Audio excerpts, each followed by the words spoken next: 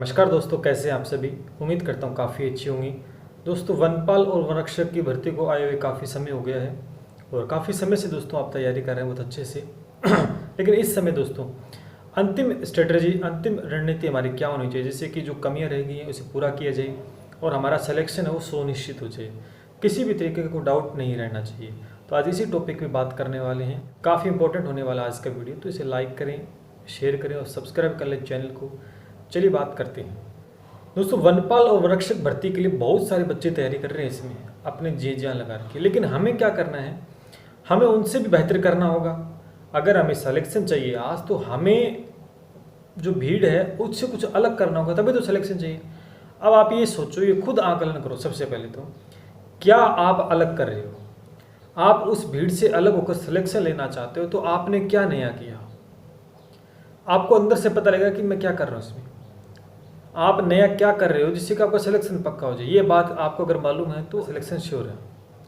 लेकिन मुझे जहाँ तक पता है कि 99% बच्चों को नहीं पता है कि मैं क्या कर रहा हूँ, यानी आप भीड़ से अलग होने के लिए क्या कर रहे हो इस समय, नहीं पता आप सभी को। तभी सिलेक्शन आपका नहीं होता है, तभी आप कभी 1 नंबर से 2 नंबर से, और लगभग बच्चों का हो भी जाता है जो कुछ नया करते हैं, कुछ डिफरेंट करते हैं औरों से। तो यहाँ पर सिलेबस आपने निकाल रखा है अच्छे से। अब जो आपकी प्लानिंग होनी चाहिए सिलेबस निकालने के बाद, देखो सबसे पहले आपको क्या करना चाहिए।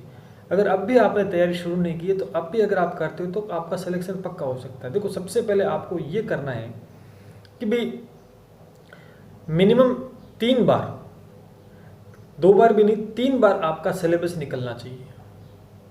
आप 4 बार निकालते हो, 5 बार निकालते हो तो बहुत ही बढ़िया बात है। 3 बार आपको सिलेबस बारीकी से निकालना है, टू द पॉइंट।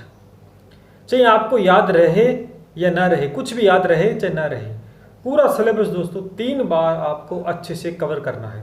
अब सिलेबस कवर करने का भी तरीका होता है। ये नहीं कि आपने जब पहली बार सिलेबस कवर किया तो कुछ गाइड्स लेके आ गए, कुछ वीडियो, जब दोबारा करने लगे तो कोई दूसरी गाइड लेके आ गया, दूसरा कोई वीडियो नहीं। जो आपने फर्स्ट टाइम सिलेबस को अच्छे से कंप्लीट किया, वही चीज़ दोबारा आपको पढ़नी है, और वही चीज़ तीसरी बार भी दोस्तों आपको पढ़नी हो।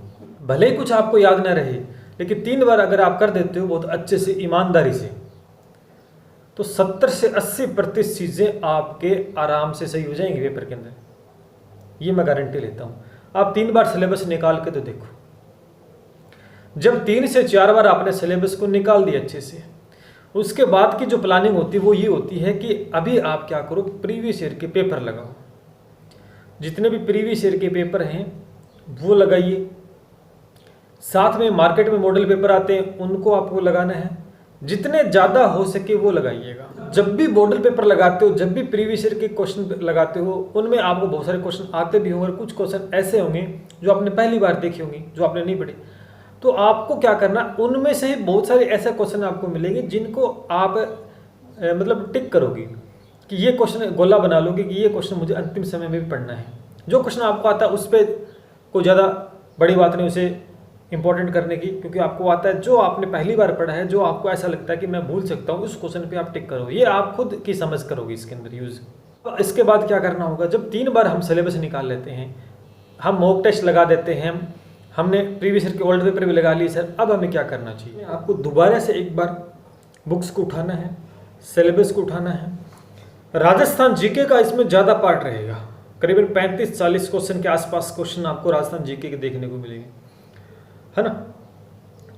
और इंडिया जीके भी इसमें आ रहा है, मैथ भी इसमें आएंगी, और मैथ के अंदर 1-2 प्रश्न आपको रीजनिंग के देखने को भी मिल सकते हैं, रीजनिंग के देखने को भी दोस्तों मिल सकते हैं। और उसके बाद में आपका यहाँ करंट अफेयर मेन मुद्दा रहेगा, जनरल साइंस यहाँ पर रहेगी आपकी। तो करंट अफेयर के 10 से 12 क्वेश्चन, कोई सा भी एग्जाम उठा लेना, उसमें 10-12 क्वेश्चन करंट अफेयर के आते हैं। तो डेली बेसिस पे 10 से 12 क्वेश्चन है, उनको स्ट्रॉन्ग करो। वहाँ से आपके 12 प्रश्न अगर पूछे जाते हैं तो 10 करंट जीके के आपके सही होने चाहिए दोस्तों। उसके लिए क्या करना है, डेली बेसिस पे आपको न्यूज़पेपर तो पढ़ने हैं, वीकली या मंथली या ईयरली, इन तीनों को एक समावेश आपको आपके पास होना चाहिए। उनको रीड आउट करना आपको ज़रूरी है। जिस सब्जेक्ट का सबसे ज़्यादा पार्ट रहता है उस पर ज़्यादा फोकस करना, उसमें भी वो टॉपिक्स ज़्यादा रीड करने हैं जो कि बेहद इंपॉर्टेंट है। और ये बार बार मैं चीज़ें बता चुका हूँ कि कौन से इंपॉर्टेंट टॉपिक है। जैसे राजस्थान जीके में, इंडिया जीके में कहाँ से प्रश्न बनते हैं हर बार, ये चीज़ आपको पता कैसे लगेगी? ये चीज़ जब आप ओल्ड पेपर लगाते हो तो आपको आइडिया होगा कि प्रश्न कहाँ से बना हुआ है और पेपर में प्रश्न बना हुआ तो कैसा बना हुआ है, ये आपको अंदाजा हो जाएगा। अगर इसका आप आइडिया लगा लेते हो तो बहुत चीज़ें आसान आपके लिए हो जाएंगी इस समय। सबसे बड़ी बात दोस्तों ये है कि कंटिन्यूटी बनाए रखो। आप क्या करते हो कि 2 से 3 दिन पूरे जोश के साथ तैयारी करते हो, पूरी जीत जान लगाते हो और उसके बाद में आपका जोश ठंडा हो जाता है। तो जब तक एग्जाम नहीं होता ना, उस जोश को उतना ही रखो, कम ना होने दो। देखो ट्रेन जब गाड़ी स्टार्ट होती है, आपने देखा होगा जब ट्रेन छूटती है स्टेशन से तो धीरे धीरे वो स्पीड पकड़ती है। अगर बीच रास्ते में जाकर वो स्पीड को कम कर देगी तो क्या अगले स्टेशन पे पहुंच पाएगी सही समय पर? नहीं पहुंच पाएगी। उसको उस स्पीड को मेंटेन करके रखना होता है, क्योंकि टाइमली उसे पहुंचना अगले स्टेशन पे, तो उस स्पीड को मेंटेन करके रखेगी तभी तो पहुंच पाएगी। अगर वो थोड़ी सी भी स्पीड कम कर दे तो टाइम पे नहीं पहुंचेगी, और टाइम पे जब नहीं पहुंचते तो आपको पता है आगे कार्रवाई हो जाती है कि भाई इतने टाइम लेट कैसे हुई, जवाब देना पड़ता है। तो वही चीज़ अपने ऊपर भी लागू करो कि भाई आप ये तय करो कि आज मुझे राजस्थान जीके का ये टॉपिक कंप्लीट करना, तो उससे आज ही कंप्लीट करो। ये नहीं कि आपने सोच तो लिया कि मैं आज इसे कंप्लीट करके रहूँगा, आप फिर उसे 2 दिन बाद कंप्लीट करते हो। नहीं, टारगेट बनाओ, आज करना है तो आज ही करना है, चाहे काम कुछ भी हो।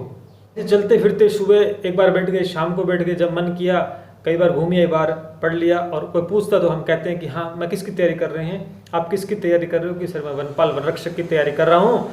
तो ये बोलने से तैयारी नहीं होती, ये तैयारी अब अपने आप से पूछो कि आप कितनी घंटा दे रहे हो, कितनी घंटा स्टडी कर रहे हो, ये अपने आप से पूछो। अक्सर हम कोचिंग क्लास दोस्तों लेते थे ऑफलाइन, तो उस समय कई बार ये बातें आती थी कि ये बातें करते कि इस टॉपिक में से प्रश्न नहीं आएगा, इसको छोड़ देते हैं। मन में ये करते हैं कि नहीं ये इंपॉर्टेंट नहीं, लेकिन अक्सर क्या होता है उसी में से क्वेश्चन आ जाता है, तो आपको छोड़ना नहीं है। कई बार क्या करते हैं, कोई चैप्टर हम स्टार्ट करते हैं तो शुरू के 3-4 पेज इतनी ज़बरदस्त तरीके से पढ़ते हैं कि बस इससे मतलब इससे बाहर कुछ जाने नहीं देंगे। लेकिन जब अंत के 2 से 3 पेज बचते हैं तब हमारा जोश थोड़ा धीमा हो जाता है, फिर उनको तो हम गहराई से नहीं पढ़ते हैं। फिर ये मन में रहता है कि यार जल्दी से इसे पूरा करो, मतलब मन को शांति मिल जाएगी, हाँ मैंने एक चैप्टर कंप्लीट कर लिया।